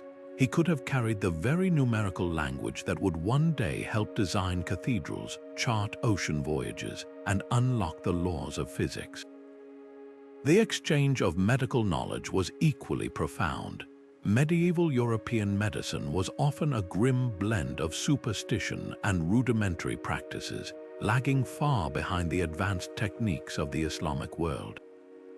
In cities like Jerusalem and Acre, the orders ran some of the most advanced hospitals of the era, institutions they had often inherited or modeled after Muslim ones. Here they encountered and adopted revolutionary medical ideas. Arab physicians excelled in surgery, pharmacology, and hygiene, areas where European medicine was particularly weak. The Hospitallers, true to their name, integrated these advanced practices into their own care.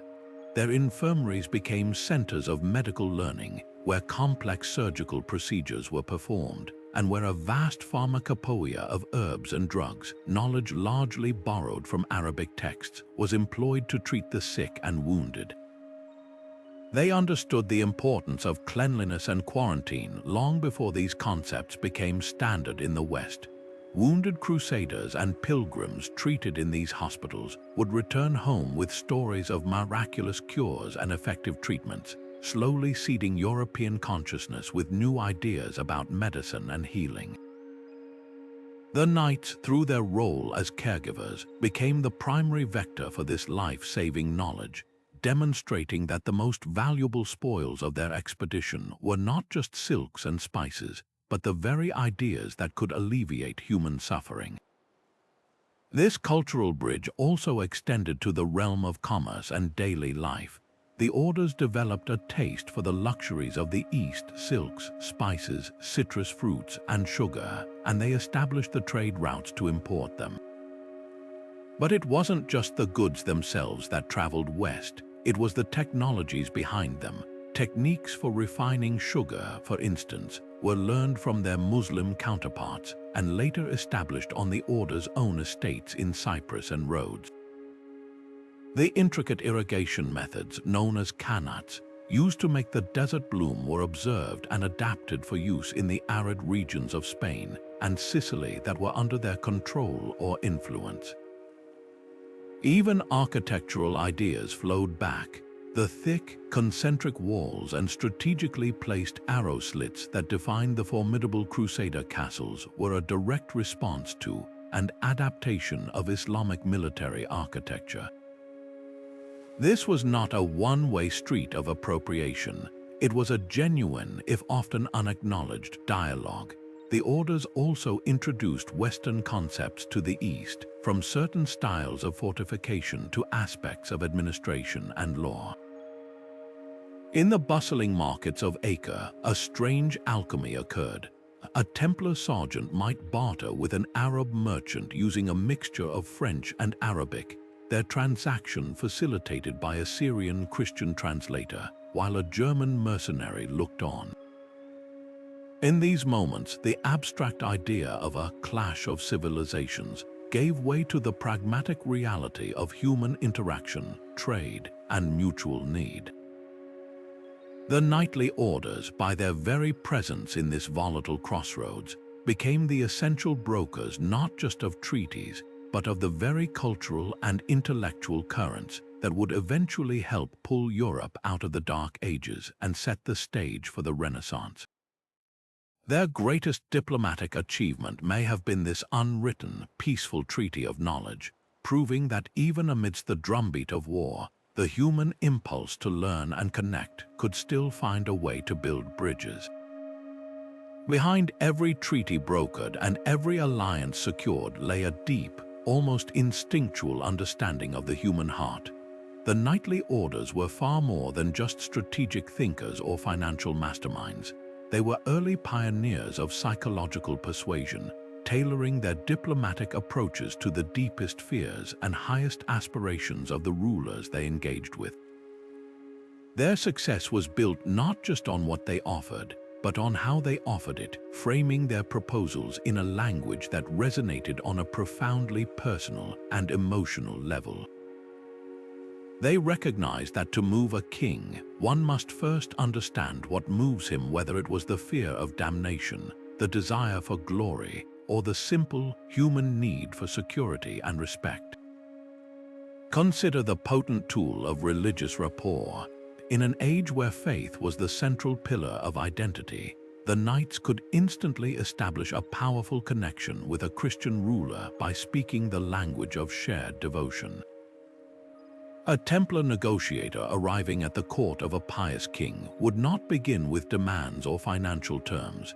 He would first seek a private mass, engage in deep theological discussion, and present himself not as a diplomat but as a fellow soldier in Christ. This built an immediate foundation of trust and camaraderie, positioning the order and the ruler on the same side of a cosmic struggle.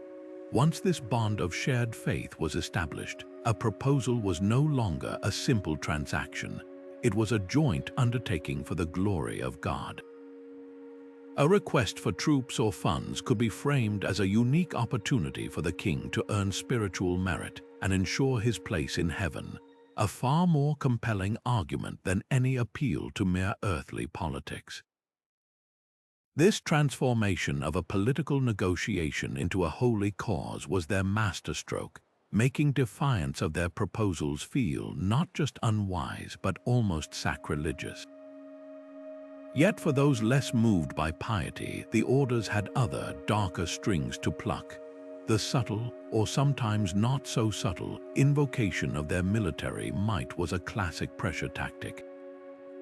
A Hospitaller envoy, while sipping wine with a hesitant Byzantine emperor, might casually mention the strength of the garrisons just across the sea in Rhodes, or recount a recent bloody victory against the Ottoman fleet.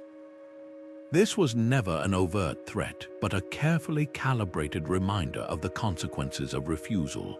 The message was clear: we are not just negotiators, we are a formidable military power that can be either your greatest shield or your most persistent thorn. For a ruler facing external threats, this hint of potential military support was a powerful incentive. For one who might consider opposing the order, it was a stark warning. They mastered the art of the implied threat, letting the clatter of armor from their retinue or the casual mention of a nearby contingent of knights do the talking, making the alternative to agreement seem fraught with peril. And of course, they spoke fluently the universal language of incentive. For a ruler preoccupied with earthly concerns, the orders could dangle offers of immense wealth, territorial expansion, or exclusive trade rights. They understood that greed and ambition were motivations as powerful as faith. A promise to finance the construction of a new cathedral or to grant a king a percentage of the profits from a lucrative trade route could quickly dissolve political objections. But their most powerful incentive was often the promise of stability and legacy. To a monarch besieged by rebellious barons or rival claimants, the orders offered the one thing he desperately needed: guaranteed support. They could promise to use their financial and military resources to prop up his reign, to act as a neutral police force within his borders, or to legitimize his rule through their connection to the Pope. In a volatile world, the offer of unwavering, powerful support was perhaps the most valuable currency of all, appealing directly to a ruler's desire for security and a lasting dynasty. By mapping their proposals directly onto the psychological landscape of each individual ruler, his fears, his faith, and his ambitions, the knightly orders turned diplomacy into a form of high art, proving that the most effective negotiations are those that win over the heart as well as the mind. Geography was never just a backdrop for the knightly orders. It was an active, defining character in their diplomatic drama, a master that dictated their strategies, shaped their alliances, and ultimately determined their fate. The vast distances between their commanderies, from the sun-baked cliffs of the Holy Land to the misty forests of the Baltic, meant that a one-size-fits-all approach to negotiation was impossible. Each order had to adapt its statecraft to the ground beneath its feet and the neighbors at its gates, crafting a unique diplomatic identity born directly from its location. The Teutonic Knights, surrounded by vast, unconquered pagan territories in Prussia and Livonia, became masters of terrestrial expansion. Their diplomacy focused on land grants, treaties with local chieftains, and playing the powerful Christian kingdoms of Poland and Lithuania against each other. Their entire existence was a slow, deliberate march inland, and every agreement they brokered was ultimately about securing more territory, more tribute, and more souls for their crusading state. Their negotiation table was often a field tent on a newly conquered frontier, and their leverage was the grim, undeniable presence of their armored cavalry on the border. In stark contrast, the Knights Hospitaller found their destiny written not in soil but in sea. After being driven from the Holy Land, they established their headquarters on the rocky island of Rhodes and later on Malta. This radical shift in geography forced a complete reinvention of their diplomatic strategy. They were no longer a land-based power negotiating with neighboring emirs. They were a naval power, a sovereign island nation whose strength was measured in galleys and whose influence was projected across the waves. Their diplomacy became one of maritime control. They negotiated not for parcels of land, but for safe passage agreements, trade monopolies on valuable goods like grain and slaves, and the right to patrol shipping lanes. Their most frequent and fraught negotiations were with the rising Ottoman Empire, a dialogue conducted with the implicit threat of their powerful navy always in the room. A Hospitaller envoy to the Sultan's court in Constantinople wielded a unique form of power. He could threaten to strangle the vital seaborne trade between Istanbul and Egypt, crippling the Ottoman economy without a single soldier setting foot on Anatolian soil. Their island base made them elusive, hard to conquer, and gave them a swiftness of movement that landlocked powers could only envy, allowing them to appear as a sudden, formidable presence in any dispute across the eastern Mediterranean. This geographic reality directly controlled whom they talked to and what they talked about.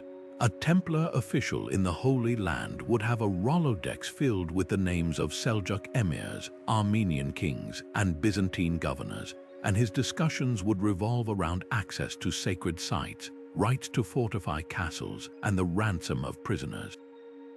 Meanwhile, a Teutonic Knight diplomat in Marienburg would be steeped in the complex politics of the Baltic, bargaining with Hanseatic merchants over amber and timber rights, negotiating with Polish dukes over border disputes, and treating with Lithuanian princes who might be pagan one year and Christian the next. The resources they controlled were also a direct gift of their location. The Teutonic Order's wealth was built on the grain, timber, and amber of the north, which they used as economic leverage in their deals. The Hospitallers from their island fortresses controlled the flow of goods and information across the sea, turning their strategic position into their primary diplomatic currency. Even their methods of communication were dictated by geography. The coastal orders relied on swift galleys and a network of coastal watchtowers to send messages, making their intelligence network the fastest in Christendom. Inland orders like the Teutonics depended on horseback couriers and river routes, a slower but equally vital system of information that bound their scattered inland commanderies together. A message from the Grand Master in Malta could reach Rome by sea faster than a message from the Grand Master in Prussia could reach the Pope by land. a simple fact of geography that gave the Hospitallers a critical advantage in timely decision-making and crisis response. In the end, the map was not just a record of their holdings, it was the very sheet music for their diplomatic operations, prescribing the notes they could play and the audiences they could reach. In a world where a king's word could be as shifting as the sand, the knightly orders discovered that the most unbreakable contracts were not written on parchment, but etched into the very soul with the fire of sacred ritual. Their entire system of influence rested on a foundation of trust, but this wasn't the casual trust of a handshake. It was a profound, terrifying, and spiritually binding commitment forged in ceremonies designed to appeal to the highest authority imaginable. When a Templar Grand Master and the King of France needed to cement a fragile alliance, they didn't just sign a document. They would gather in the hushed, hallowed space of a chapel, often at the Paris Temple itself. Before a gathering of the most powerful nobles and clergy, the two men would place their hands upon a reliquary containing a fragment of the true cross or the bone of a saint. To swear an oath on such an object was to invite the most dire consequences imaginable for any medieval Christian. Breaking this vow wasn't merely a political misstep or a breach of contract. It was an affront to God Himself, a sure ticket to eternal damnation. This wasn't a metaphor, it was a deeply held belief that made these oaths exponentially more powerful than any secular agreement. The social cost was equally devastating. A ruler who broke a solemn oath sworn on sacred relics would be branded an oath-breaker, losing the respect of his peers, the loyalty of his vassals, and the support of the church. In a society built on honor and personal loyalty, this social death could be more fatal to a reign than any military defeat. The rituals themselves were rich with symbolic meaning, each gesture carefully chosen to convey a deeper message. The exchange of swords was a particularly potent ceremony. When a knightly order and a secular lord finalized a treaty, the Grand Master might present the lord with an exquisitely crafted sword, often with a relic embedded in the pommel or hilt. This was far more than a generous gift. It was a powerful symbol. The sword represented the military strength of the order, now being symbolically placed at the service of the ruler.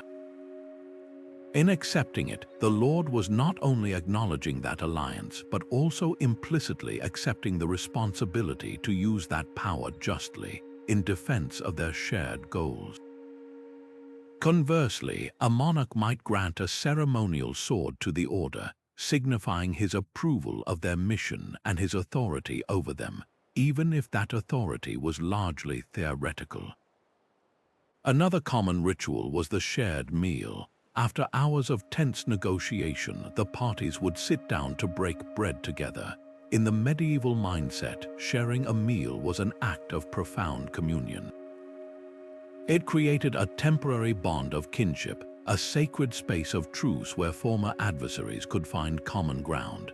To betray someone you had broken bread with was considered a particularly vile act of treachery. These rituals, the touch of a relic, the exchange of a weapon, the sharing of food, transformed a cold political transaction into a sacred covenant. They appealed not to the logic of the mind, but to the faith and emotions of the heart, creating a psychological bond that a simple signature could never hope to achieve. This reliance on ritualized trust was born from a practical reality: the near-total absence of any reliable, overarching legal authority to enforce contracts between such powerful entities. A king who broke a treaty with another king might face war, but there were few other consequences. A written agreement was only as strong as the power willing to enforce it.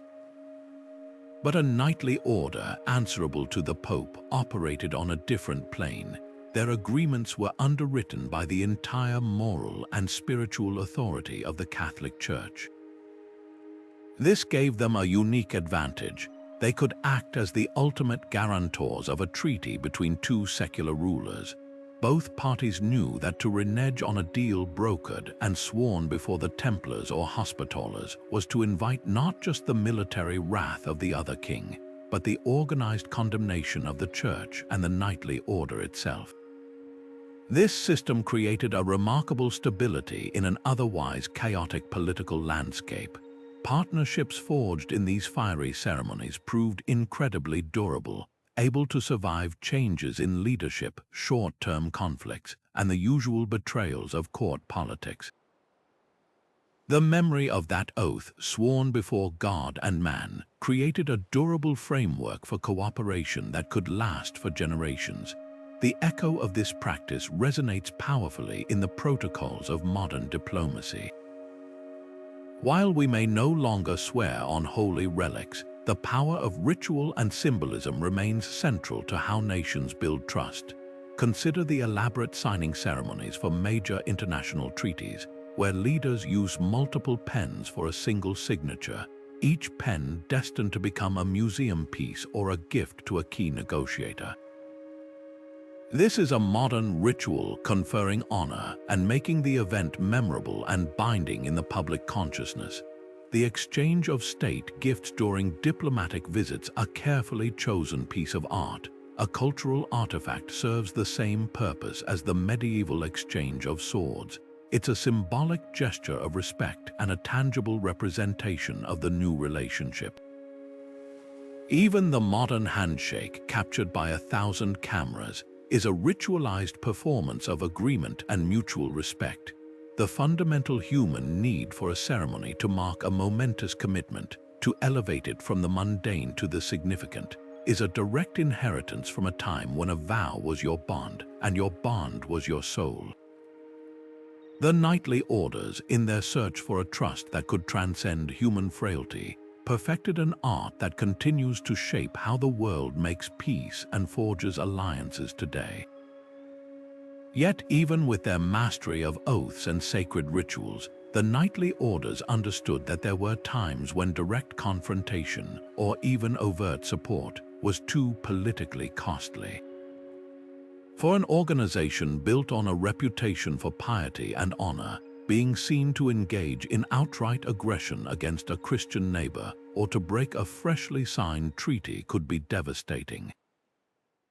This is where their diplomatic playbook expanded into a more shadowy realm, one that allowed them to wage war without ever officially drawing their swords.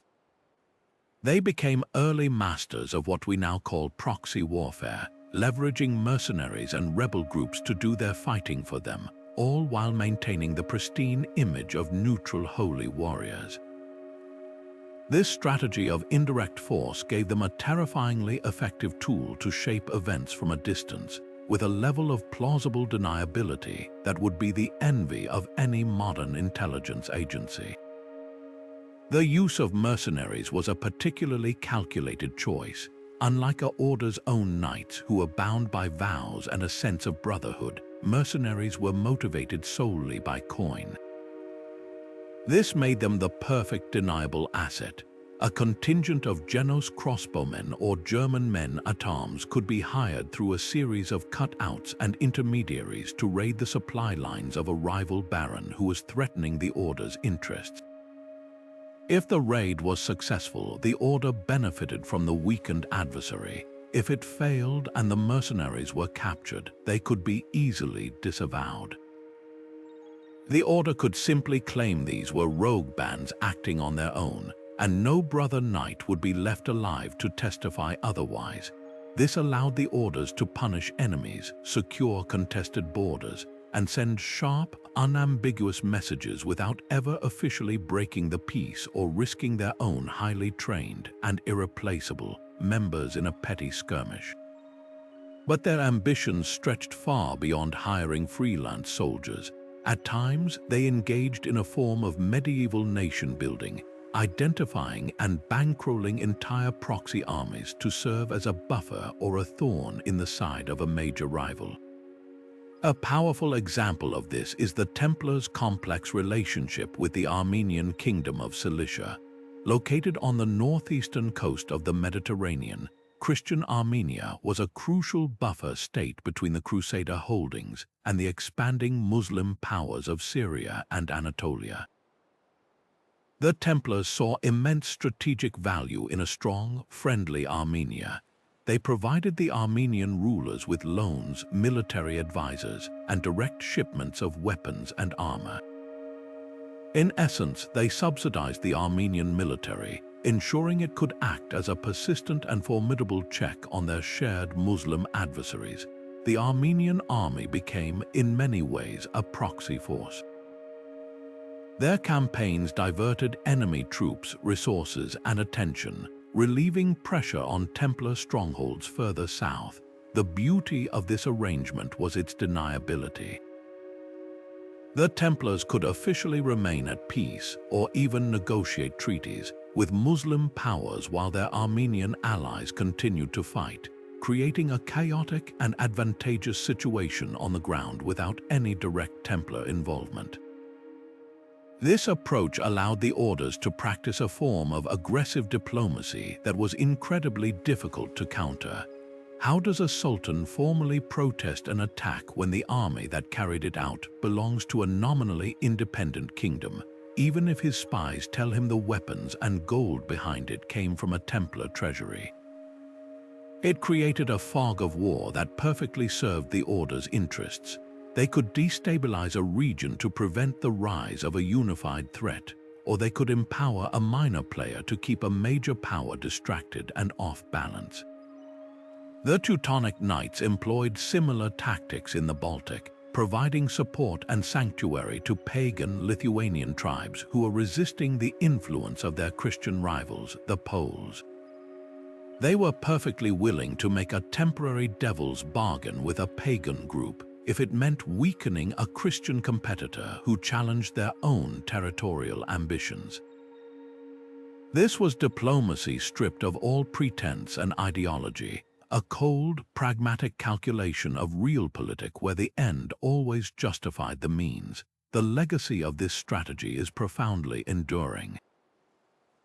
We see its direct echo in the way modern powers operate in global conflicts, funding and arming rebel militias to topple governments, or employing private military corporations to carry out missions that would be politically untenable for a nation's official army. The goal remains unchanged: to achieve a strategic objective while maintaining a veneer of separation and innocence. The knightly orders from their stone castles and counting houses perfected this dark art of influence. They demonstrated that true power isn't always about the army you command, but about the armies you can persuade, pay, or manipulate to fight your battles for you, all while your own hands remain conspicuously clean. Yet while individual knights and commanders were the visible face of their power, the true genius of these organizations lay in something far more systematic and enduring: the physical and administrative web they spun across the continent. This was not a loose collection of outposts. It was one of the most sophisticated information and command networks the world had seen since the fall of Rome. At its heart was the commandery, a combination of monastery, military barracks, bank, and farm. But these commanderies were not isolated. They were nodes in a vast, interconnected system, each one linked to the next by a steady flow of riders, ships, and coded messages, creating a circulatory system for news, orders, and capital that pulsed with a rhythm far faster than any royal postal service could manage. The scale of this network was breathtaking. At the height of their power, the Templars alone possessed nearly 900 commanderies and properties stretching from the Scottish borders to the shores of the Jordan River. A message could travel from London to Jerusalem not as a single, perilous journey by one man, but as a relay race. A brother would carry a dispatch from the London Temple to a preceptory in Normandy. From there, another would take it south to a major house in Provence. The next leg might be by sea to a fortress on Cyprus, and finally, another rider would carry it the last stretch to Acre or Jerusalem. This system meant that no single courier had to know the entire route, increasing security, and each rider was fresh, allowing the message to maintain a pace that a solitary traveler could never hope to match. It was a medieval internet, a physical network of astonishing efficiency and resilience. What made this system truly revolutionary was its professionalism. The orders didn't rely on volunteers or conscripted messengers. They maintained a dedicated core of brother sergeants and lay servants whose sole duty was logistics and communication. These men were experts in their routes, knew the safest paths and the most secure harbors, and were bonded by a loyalty that royal messengers, who might be tempted by bribes or threats, often lacked. This created a channel of communication that kings and popes deeply envied and increasingly came to depend upon.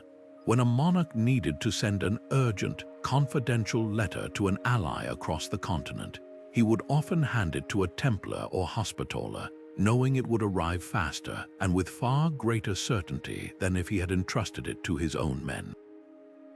This turned the orders into the default diplomatic mail service for Europe's elite, a role that granted them an additional, incredible advantage. They saw everything. They were the first to learn of a king's death, the first to hear rumors of war, the first to know about a papal decree. Their communication network was, in itself, the finest intelligence-gathering apparatus in the world.